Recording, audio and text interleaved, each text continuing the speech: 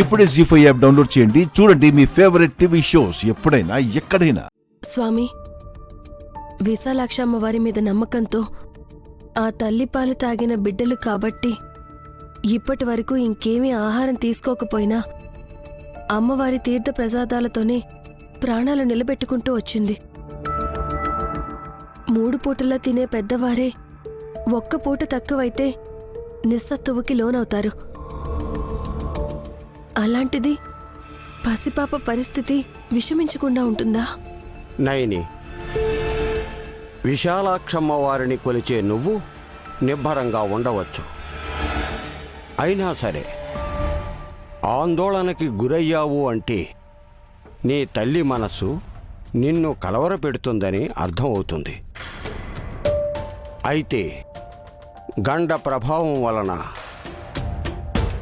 గాయత్రి పాప విధిరాత అమలయ్యే వరకు ఓపిక పట్టాలి. తనకేం కాదు కదా స్వామి. అవకూడదని కోరుకున్నా జరగవలసినది జరుగుతుంది కదమ్మా. స్వామి, నేను కన్నబిడ్డ గానవి క్షేమంగా ఉండి దత్తత తీసుకున్న పిల్లని ఎంత బాగా చూసుకున్నా సరే నా మీద నిందలు వేస్తారు. జనం గురించి పట్టించుకోకు. వారికి కావలసింది వార్తలు, నీకు కావలసింది బిడ్డలు. అవును స్వామి, నా ఆయుష్ కూడా పోసుకుని పసిపాపలు నిండు నూరేళ్లు ఆరోగ్యంగా ఉండాలని ప్రార్థిస్తున్నాను. గండం ఎలా వస్తుందో తెలిస్తే దాన్ని అడ్డుకోవడానికి, బిడ్డను ఆదుకోవడానికి నా సాయశక్తులా కృషి చేస్తాను. నైని, శుక్రవారం వరకు నేను ఏమీ చెప్పలేను. ఆ తర్వాత జరిగే పరిణామాలకి నువ్వు సాక్ష్యంగా ఉంటావు. పరిస్థితి నా చేయి దాటిపోతే ఎలా స్వామి? రక్తాన్ని కాపాడుకోవడానికి ఇంకొకరి రక్తం అవసరం పడుతుంది. అంటే మీరేమంటున్నారో నాకు అర్థం కావడం లేదు స్వామి. నా మాటకు రేపు నీకు సూచనప్రాయంగా తెలుస్తుంది. ఆ తర్వాత నీ ఆరాటమే విధురాతను అమలయ్యేలా చేస్తుంది. వెళ్ళు తల్లి.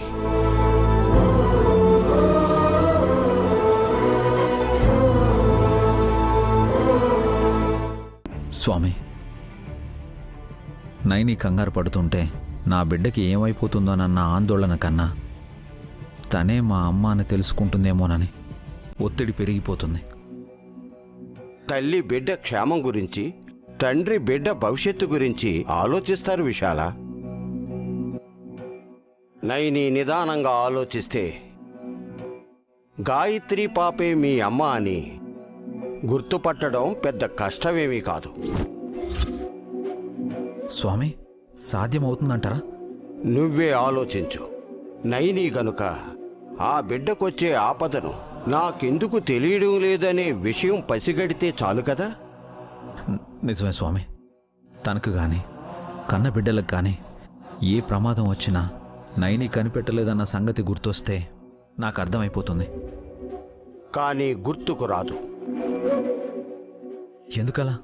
అమ్మ కాబట్టి ఆలోచనల్ని ఆరాటం కప్పేస్తుంది. నైని అడిగిన ప్రశ్నకి మీరు సూటిగా సమాధానం చెప్పలేదు. నాకైనా చెప్పండి స్వామి. నా రక్తం అంటే గాయత్రి పాప ఇంకొకరి రక్తం అవసరం పడడం అంటే రక్తదానం చేయాలా? దానం కాదు విశాల, బలి.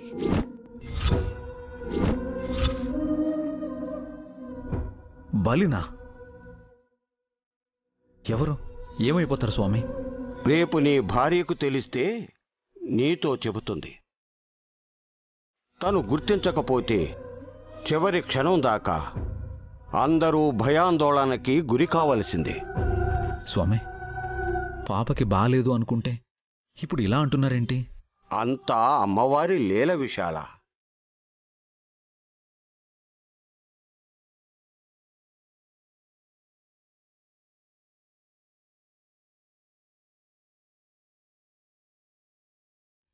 గాయత్రి పాపకి బాలేదని తెలిసినా ఇప్పటి వరకు హాస్పిటల్కి వెళ్లకుండా ఎందుకు నిర్లక్ష్యం చేస్తున్నావని మా డౌట్ అంతే.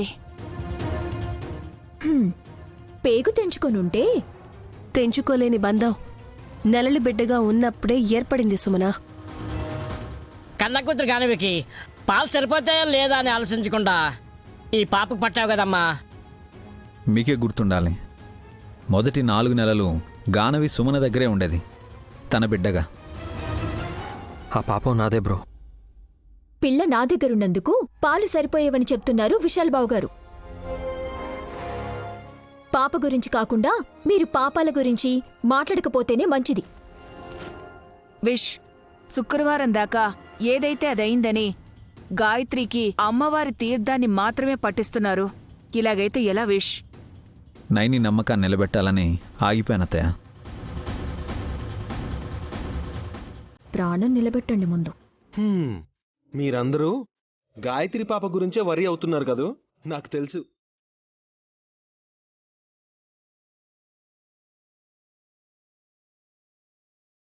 కానీ మీకు తెలియని విషయం ఒకటుంది. డమ్మో డమ్మ, నువ్వు చెప్పమ్మా. ఈ వల్లభుడు వాళ్ళమ్మ ఈ గాయత్రికే గండం వచ్చిందేమోనన్న అనుమానంతో అఖండ స్వామిని కలిశారంట.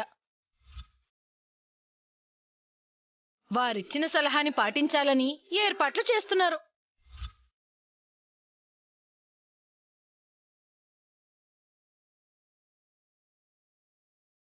Just a minute please. నేను నాగులాపురం పెట్టని ఇక్కడికి పట్టుకునో లేక నెట్టుకునో వస్తాను. ఓకే?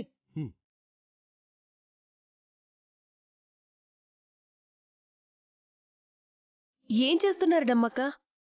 నేను చెప్తాను నైని.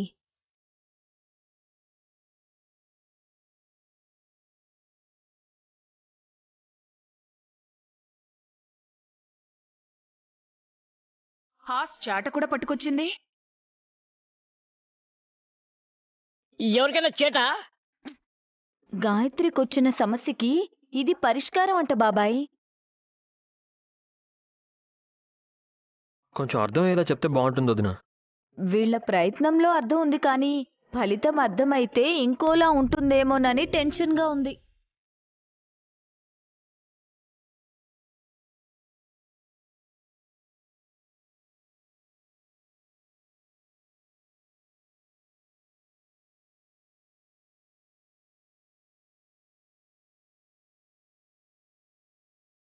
వదినా, ప్రాబ్లం అయ్యేలా ఉంటే ఏం చేయకుండా ఉండడమే మంచిది కదా. అట్ట ఎట్ట అవుదితమ్మే. ఒక పని అనుకున్నావంటే దాన్ని సంపూర్ణం చేయాలి. ఏం చేస్తున్నారో స్పష్టంగా చెప్పండి అత్తయ్య. పేరు పెడుతున్నావు. ఎవరికి? నువ్వెత్తుకున్న దత్తపుత్రికకి.